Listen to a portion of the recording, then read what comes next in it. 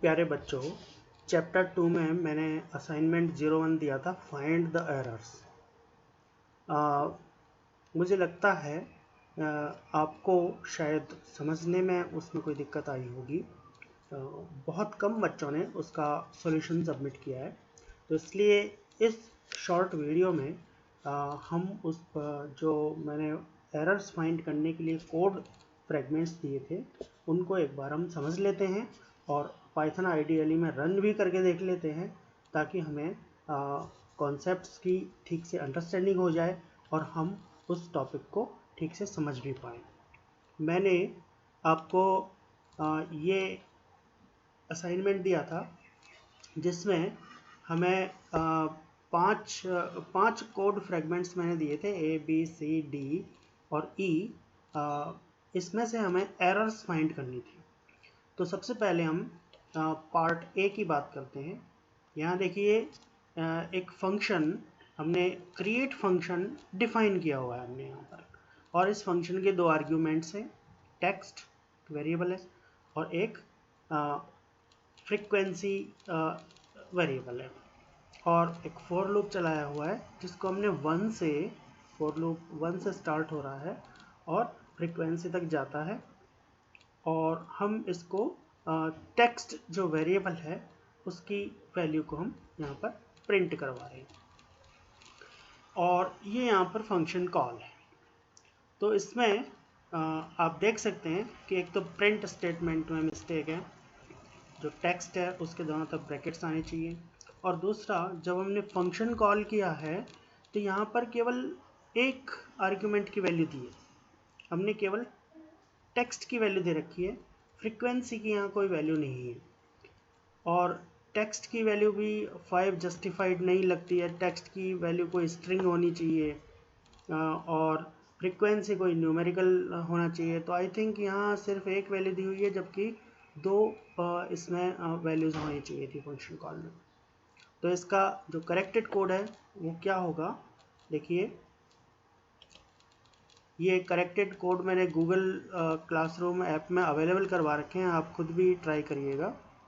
यहाँ पर देखिए पार्ट जो ए पार्ट है, जो फर्स्ट पार्ट है, उसमें हमने क्रिएट फंक्शन को डिफाइन किया है, और जो एरर्स हैं वो बेसिकली एक तो इस लाइन में है, यहाँ पर देखिए ये ब्रैकेट्स आएंगे प्रिंट स्टेटमेंट के साथ, और इसके अलावा दो आर्ग्यूमेंट्स होने चाहिए। 5 को हम फ्रीक्वेंसी के लिए मान सकते हैं, और कोई भी टेक्स्ट, कोई भी स्ट्रिंग हम यहाँ पर दे सकते हैं, जैसे मैंने यहाँ XYZ लिख दिया, आप कोई भी यहाँ स्ट्रिंग लिख सकते हैं। तो ये कोड पाइथन आईडीएलई में अगर एग्जीक्यूट करने की कोशिश करेंगे तो एग्जीक्यूट हो जाएगा और बिल्कुल करेक्ट है। हम एग्जीक्यूट करके देख लेते हैं इस कोड को। देखिए ये हम आईडीएलई में गए, स्क्रिप्ट मोड के लिए न्यू फाइल ले लेता हूँ, मैं इसको रन करवाता हूँ, रन करिए, और जैसे ही हम रन करेंगे, रन करने के लिए हमें सपोज इसको 01 के नाम से मैं सेव कर देता हूँ और रन करता हूँ, तो XYZ की वैल्यू 4 टाइम्स प्रिंट हो रही है। यहाँ पर हमने इसको 1 से लेकर के फ्रीक्वेंसी तक चलाया हुआ है, फ्रीक्वेंसी की वैल्यू 5 है, और आपको पता ही है कि जो हम यहाँ वैल्यू देते हैं उससे एक कम तक ये लूप चलता है। फ्रीक्वेंसी की वैल्यू अगर 5 है तो ये लूप 4 तक चलेगा, 1 से लेके 4 तक चलेगा, तो 4 टाइम्स आपका XYZ यहाँ पर प्रिंट हो चुका है। इसी तरह से सेकंड नंबर कोड हम देखते हैं। सेकंड नंबर कोड में यहाँ देखिए एक फंक्शन डिफाइन किया हुआ है, कैलकुलेट फंक्शन डिफाइन किया हुआ है, और प्रिंट के साथ फिर से cos 0 लिखा हुआ है, और ये मैथ लाइब्रेरी का फंक्शन है। तो एक तो यही मिस्टेक है कि मैथ लाइब्रेरी इंपोर्ट होनी चाहिए पहले, यहाँ पर from math import square root ceiling, इसके बजाय पहले मैथ लाइब्रेरी यहाँ इंपोर्ट होनी चाहिए। इसकी इस पूरी लाइन की कोई ज़रूरत नहीं है, सिर्फ हमें इंपोर्ट मैथ लिखना है, और इसके अलावा ये cos 0 है तो ये मैथ लाइब्रेरी का फंक्शन है, इसलिए मैथ डॉट cos 0 आना चाहिए। देखिए इसका करेक्टेड कोड देखते हैं। ये इसका करेक्टेड कोड है, हमने मैथ को इंपोर्ट किया है, इस पूरी लाइन की कोई ज़रूरत नहीं है।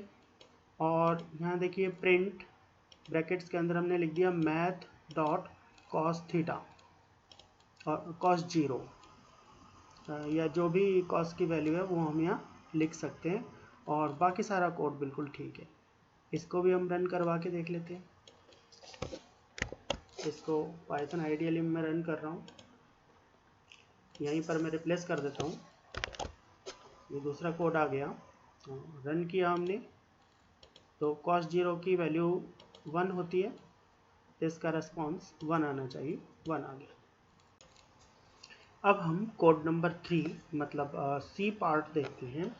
यहाँ पर देखिए माइनम एक वेरिएबल है जिसमें हमने 9 स्टोर किया हुआ है, और फिर इसके बाद में add9 नाम का एक फंक्शन हमने डिफाइन कर रखा है जो माइनम वेरिएबल में 9 ऐड करके उसी वेरिएबल में स्टोर करवा के प्रिंट करता है। और यहाँ पर देखिए हमने फंक्शन कॉल किया हुआ है।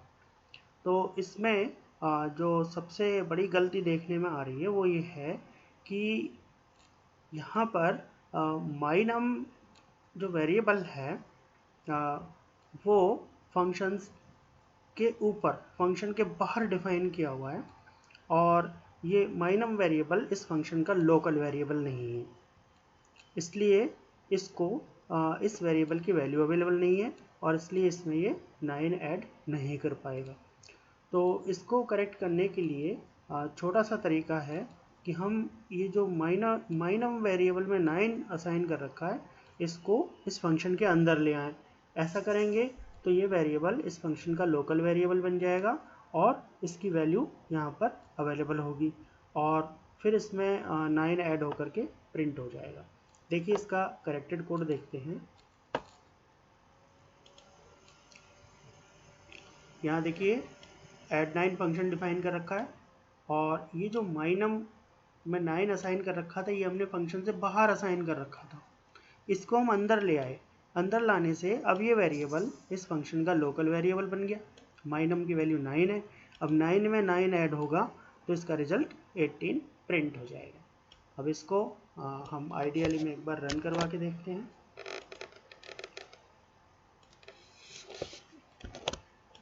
ये हमारा कोड है, रन करते हैं। ये देखिए 18 आंसर आ गया। अब ये कोड बिल्कुल ठीक है। अब हम 4th नंबर कोड देखते हैं।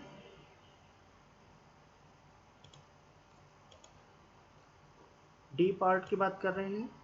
यहाँ पर देखिए फाइंड वैल्यू फंक्शन डिफाइन किया हुआ है, और इस फंक्शन में 3 आर्ग्यूमेंट है, वैल्यू 1, वैल्यू 2 और वैल्यू 3। यहाँ पर देखिए वैल्यू 1 की वैल्यू 1 में हमने 1.1 असाइन कर रखा है।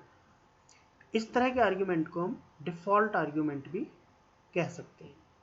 यहाँ पर हमने पहले ही इस आर्ग्यूमेंट की वैल्यू फिक्स कर दी है कि 1.1 होगी। अगर फंक्शन कॉल के टाइम, जैसे देखिए यहाँ पर फंक्शन कॉल किया हुआ है, तो एक तो सबसे बड़ी गलती यहाँ यही नज़र आ रही है कि फंक्शन कॉल करते टाइम कोई वैल्यू प्रोवाइड नहीं की गई है।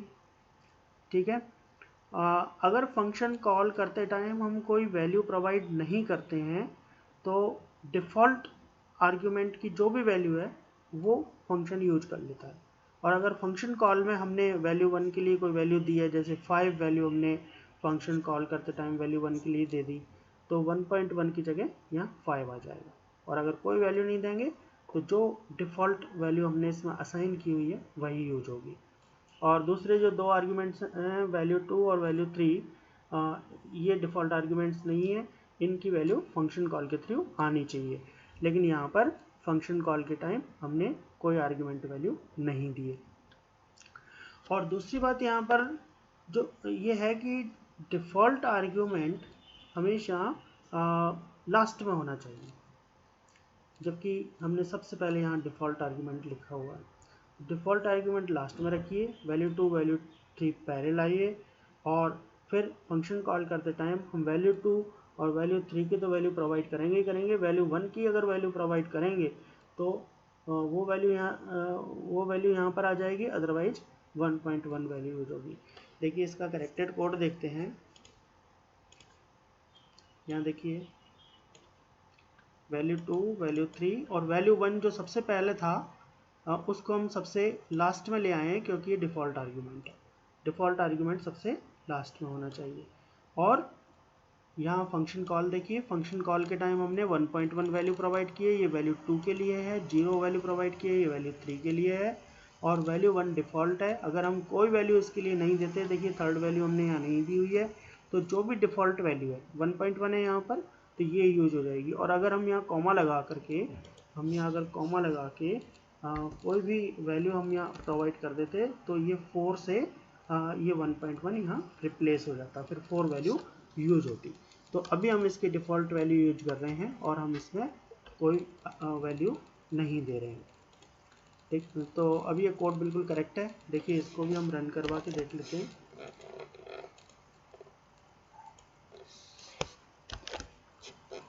रन करिए, ये देखिए 1 इसका आंसर आ गया। और लॉजिकली इसको हम चेक करते हैं, तो भी वैल्यू 2 और वैल्यू 3 को ऐड करके वैल्यू 1 से डिवाइड किया है।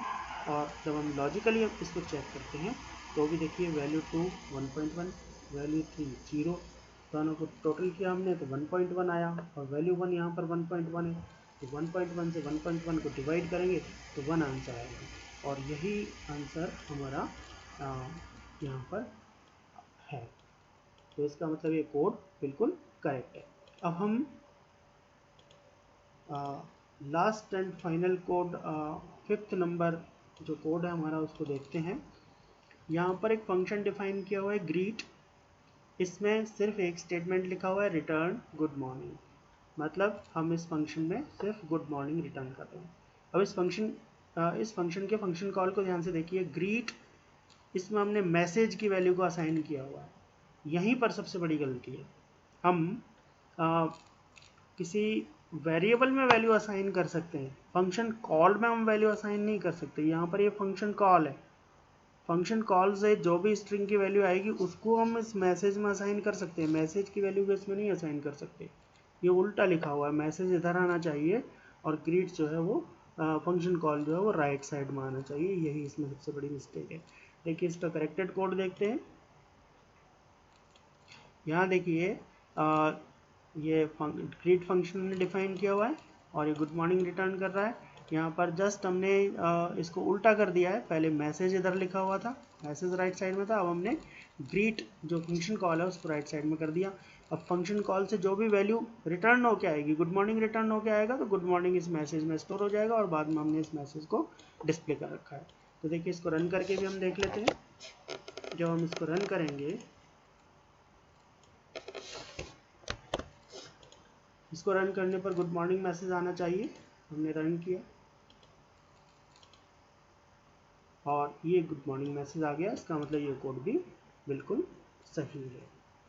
तो स्टूडेंट्स, आई थिंक आप समझ गए होंगे कि इन सभी कोड्स को हमें कैसे ठीक करना है। अगर आपने मेरा first video user defined functions पर देखा है, तो उसमें ये सभी चीज़ें मैंने एक्सप्लेन की हुई हैं। अगर उस वीडियो को आपने देख लिया है तो ये एरर्स आप इजीली करेक्ट कर सकते हैं। और आई थिंक आपको इस वीडियो के थ्रू ये पांचों कोड समझ में आ गए होंगे। अगर फिर भी कुछ आपकी क्वेरी है तो कांटेक्ट किया जा सकता है।